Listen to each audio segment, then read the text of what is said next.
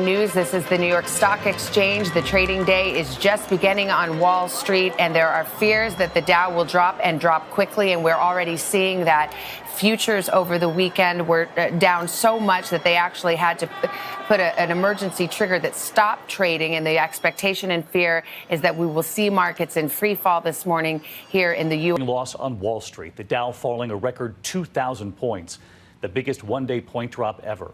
And some economists now warning this could send the economy into a recession. The plunge so steep at the opening bell, it triggered a circuit breaker to halt trading, the first time that's happened in 23 years. There are now cases in at least 36 states and the District of Columbia. 3 more states. It started on Friday when there was a big fall-off in crude oil, and then over the weekend it became clear that Saudi Arabia and Russia were simply never going to be on the same page regarding production cuts, and Saudi Arabia, threatening Russia, is going ahead and reducing its prices to China and ramping up production by between 10 and 12%. And this caused a good old-fashioned oil shock overnight Sunday into Monday. So that was part of it. And then the other thing is the spread of the COVID-19 coronavirus. It seems to really hit home in New York over the course of the weekend. There were several very serious news conferences by the governor of New York and the mayor of New York City. And what happened when the market got underway on Monday was we had no idea where the Dow would actually be when it opened, because they'd suspended the futures market, which I've never seen before.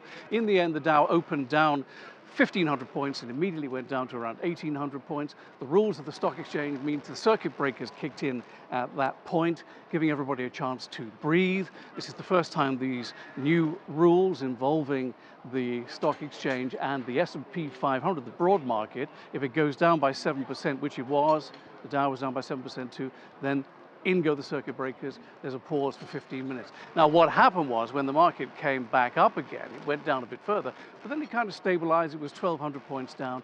Towards the end, though, it fell far further.